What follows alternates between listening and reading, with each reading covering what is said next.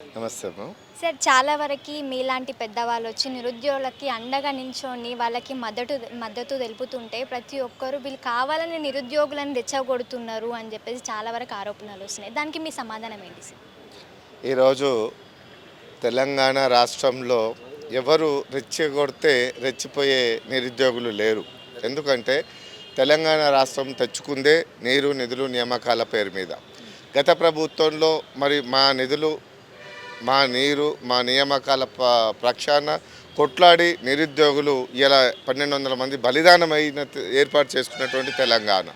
గత ప్రభుత్వంలో కేసీఆర్ గారు మరి దాదాపుగా కొన్ని నోటిఫికేషన్లు గ్రూప్ 1 కానీ గ్రూప్ 2 గ్రూప్ 3 గ్రూప్ 4తో పాటు డిఎస్సి నోటిఫికేషన్ కూడా వేయడం జరిగింది. డిఎస్సికి టెట్ కూడా ప్రకటించడం జరిగింది. కాకపోతే గత ప్రభుత్వంలో నోటిఫికేషన్ నిరుద్యోగులు అనుకున్నన్ని నోటిఫికేషన్ రాలేదు. నిరుద్యోగులు వాస్తవమే నిరాశపడ్డారు.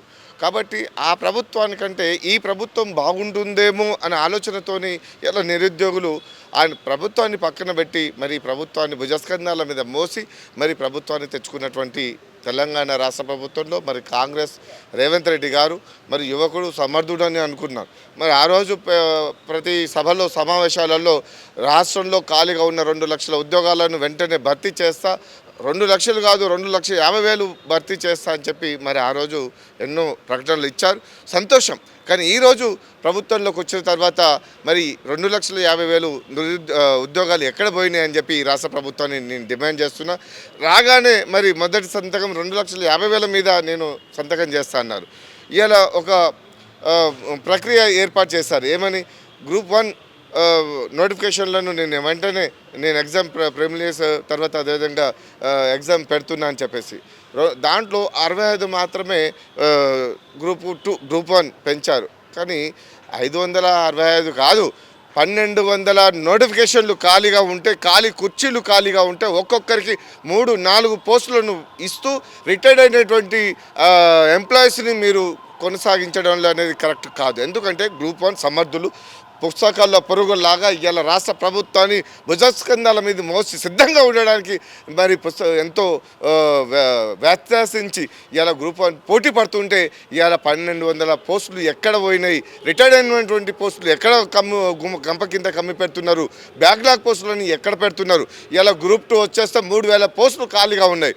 31 జిల్లాలు వెచ్చించి 31 జిల్లాలు ప్రకటిస్తే ఇలా ఖాళీ కుర్చీలు వెలవెలబోతున్నాయి తప్ప అక్కడ గ్రూప్ 2 ఆఫీసర్లు ఎక్కడ కూడా లేరు. ఎంఆర్ఓలు డిప్యూటీ ఎంఆర్ఓలు లేరు, అదేవిధంగా సీనియర్ అసిస్టెంట్లు లేరు. అదేవిధంగా ప్రతి శాఖలలో కూడా మరి 72 శాఖలలో ఒక్క పోస్ట్ కూడా గ్రూప్ 1 గ్రూప్ 2 గ్రూప్ 3 గ్రూప్ 2 ఖాళీగా కుర్చీలు కనిపిస్తున్నాయి తప్ప మరి ఎక్కడ పోతున్నాయి 11 సంవత్సరాల బ్యాక్లాగ్లు, అదేవిధంగా రిటైర్డ్ అయిపోయినటువంటి పోస్టులు, అదేవిధంగా మరి ఇప్పుడు వాళ్ళను రిటైర్డ్ అయినటువంటి అవుట్డేటెడ్ క్యాండిడేట్లను తీసుకొచ్చి ప్రభుత్వాన్ని కొనసాగిస్తా అంటే అది అవుట్డేటెడ్ ప్రభుత్వం అని చెప్పి డిక్లరేషన్ ఇస్తున్నారు నిరుద్యోగులు. ఎందుకంటే ఇలా డిఎస్సిని చూస్తే ఎగ్జాంపుల్ ప్రైవేటు కార్పొరేట్ ధీటుగా ప్రభుత్వ పాఠశాలలను తీర్చిదిద్దుతామని చెప్పినటువంటి ప్రభుత్వాలు ఇవాళ ప్రభుత్వ పాఠశాలలు నిర్వీర్యమైపోతుంటాయి. రేషనలైజేషన్ పేరుతో తాళాలు వేస్తుంటాయి. ఈ రాష్ట్ర ప్రభుత్వం ఏం చేస్తుంది? ఎంప్లాయ్మెంట్ అంటే దాంట్లో ఉన్నటువంటి విద్యాశాఖలో ఉన్నటువంటి అధికారులు ఏం చేస్తున్నారు? నిమ్ముకు నీరెక్కినట్టు ఏసీ గదులలో కాలయాపన చేస్తూ జీతాలను పొందుతూ మీ బిడ్డలైతే ఇవాళ ప్రభుత్వ పాఠశాలలో చేర్పించగలుగుతారా? మీరు కార్పొరేట్ స్కూళ్ళల్లో చదివిస్తున్నటువంటి మీ పిల్లలు ఇలా ప్రభుత్వ శాఖల్లో చదువుతున్నటువంటి మీ పిల్లలు కాదా అని చెప్పి నేను ప్రశ్నిస్తున్నాం. ప్రభుత్వాలకు ఒక్కటే హెచ్చరిస్తున్నాం, రేషనలైజేషన్ పేరు మీద మూసేసినటువంటి స్కూళ్ళను తెరిపించాలి. దాదాపుగా 25,000 పోస్టులను వెంటనే భర్తీ చేయాలి. ఇవాళ మన గురుకుల పోస్టులను ఆర్కెస్ట్రా గారి నేతృత్వంలో కొట్లాడి ఇవాళ 9,200 పోస్టులు భర్తీ చేయడానికి సిద్ధం చేస్తే ఇవాళ ఆ పోస్టులు ఒక్కొక్కరికి 3-4 పోస్టులు రావడంతో మరి బ్యాక్లాగ్ పోస్టులు 5,000 పోస్టులు మాత్రమే భర్తీ చేయడానికి సిద్ధపడ్డారు. ఒక్కొక్కరికి 3-4 పోస్టులు రావడం వల్ల మరి ఒకే జేఏలు వచ్చిన వారికి కింద ఎస్జిటి పీజీటీ వచ్చిన వాళ్ళ సంతకాలు తీసుకోకుండా జేఏలు ఇస్తున్నారు, డిఏలు ఇస్తున్నారు. మరి ఎస్జిటి వచ్చిన వాళ్ళకు మరి కింద పోస్టులను అవి ఖాళీగా చేస్తున్నారు. ఇవన్నీ కూడా బ్యాక్లాగ్ అయిపోతున్నాయి. అంటే నిరుద్యోగులు నిరుత్సాహంతో. ఇంకొకటి సార్, మీరేమో ఉద్యోగాలు ఇప్పటివరకు ఎవరికి రాలేవు అని చెప్పేసి మీరు అంటున్నారు. కానీ కాంగ్రెస్ ప్రభుత్వం రేవంత్ రెడ్డి గారు ఆల్రెడీ మేము 30,000 ఉద్యోగాలు మేము ఇచ్చేసినామని చెప్పేసి వాళ్ళు సభలలో చెప్పుకోవడం జరుగుతుంది కదా సార్. కాంగ్రెస్ ప్రభుత్వానికి సిగ్గు శరం ఉండాలి.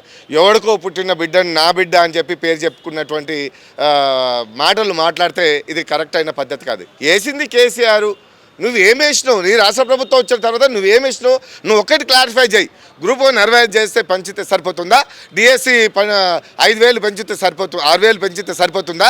గ్రూప్ 2 ఎక్కడ పోయినాయి? గ్రూప్ 3 ఎక్కడ పోయినాయి? అదేవిధంగా గ్రూప్ 4 ఎక్కడ పోయినాయి? అదేవిధంగా ఇవాళ విద్యాశాఖలో ఇవాళ మన కస్తూరిబా టీచర్లు మోడల్ స్కూళ్ళల్లో, అదేవిధంగా ఇంకా చాలా అంటే నాకు టైంకు గుర్తుకు రావడం లేదు, కానీ చాలా శాఖలలో ఖాళీగా ఉన్నాయి. గెస్ట్ టీచర్లుగా విద్యాశాఖలో 18,000 పోస్టులు ఖాళీగా ఉంటాయి. చదువుకుంటే సరిపోదు, వాళ్ళకి స్కిల్స్ కూడా ఉండాలి అని చెప్పేసి అనడం కూడా జరుగుతుంది. అంటే ఇంతమంది విద్యార్థులకు నిరుద్యోగులకు స్కిల్స్ లేవనుకోవచ్చా సార్? మరి విద్యార్థులు ఒక్కొక్కరికి ఇవాళ ముఖ్యమంత్రి దగ్గర నుంచి మంత్రుల దగ్గర నుంచి ఎమ్మెల్యే దగ్గరికి ఎమ్మెల్సీల వరకు చూస్తే స్కిల్స్ ఉన్నాయి. డిఎస్సి బీఈడి డిఈడి చేసినటువంటి వాళ్ళకు గ్రూప్ 1 గ్రూప్ 2 గ్రూప్ 3 గ్రూప్ 4 ఎగ్జామ్కు పోటీ పడిన వాళ్ళకు మీకు పోటీ పెడదాం. ఎవరు నిలబడితే వాళ్ళకి సీఎం పదవి మినిస్టర్ల పదవులు ఇద్దాం.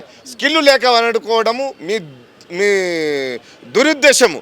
మీకు స్కిల్స్ లేక, మీకు అవగాహన లేక, విద్యార్థులపైన నిరుద్యోగులపైన మీకు అవగాహన లేక బురద జల్లి నిరుద్యోగుల పక్షాన నిరుద్యోగుల మీద వస్తే బిడ్డ ఖబర్దార్ ఒక్కటే హెచ్చరిస్తున్నాం.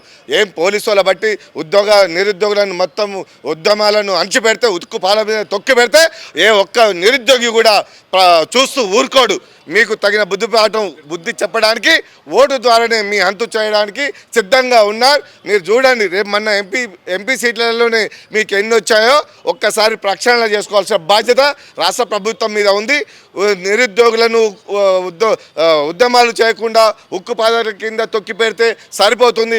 నామమాత్రంగా ఎవడో వేసిన ఉద్యోగాలను మేము భర్తీ చేస్తామని డబ్బా కొట్టుకుంటే సరిపోదు బిడ్డ. వెంటనే ఉద్యోగాల నోటిఫికేషన్లో ప్రక్రియ చేపట్టి మంత్రివర్గాన్ని ఏర్పాటు చేసి వెంటనే 2,50,000 ఉద్యోగాలకు సిద్ధం చేయకపోతే మీ భర్తం పట్టడానికి సిద్ధంగా ఉన్నారు నిరుద్యోగులు అని చెప్పి హెచ్చరిస్తున్నాం. సార్ ఇంకొకటి సార్, పోలీసు వాళ్ళ తీరును చూస్తుంటే మీకు ఎట్లా అనిపిస్తుంది సార్? ఎందుకంటే ప్రభుత్వంలోకి వచ్చిన వెంటనే ఫస్ట్ సీఎం రేవంత్ రెడ్డి ఏమన్నారంటే మేము కంచెలన్నీ తీసేస్తున్నాం అని చెప్పేసి పెద్దగా మాట్లాడడం జరిగింది.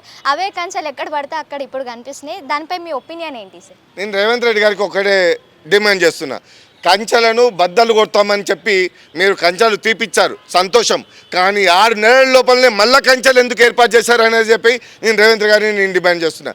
రాష్ట్ర మంత్రుల దగ్గరికి మా డిమాండ్ల గురించి మేము పోతే మీరు కంచెలు వేసుకొని పోలీసు వాళ్ళని అడ్డుపెట్టి మీ దగ్గరికి రానియకుండా మీరు అడ్డుపడుతున్నారు. బిడ్డ, మీ కంచెలకు దీటు దాటడానికి మా నిరుద్యోగులు ఎక్కువ రోజులు పట్టవు. మీ భర్తం పట్టడానికి సిద్ధంగా ఉన్నారు. నోటిఫికేషన్ ప్రక్రియలో ఎక్కడ అవకతవకలు జరిగినా మీ భర్తను పట్టడానికి సిద్ధంగా ఉన్నామని చెప్పి హెచ్చరిస్తున్నాం.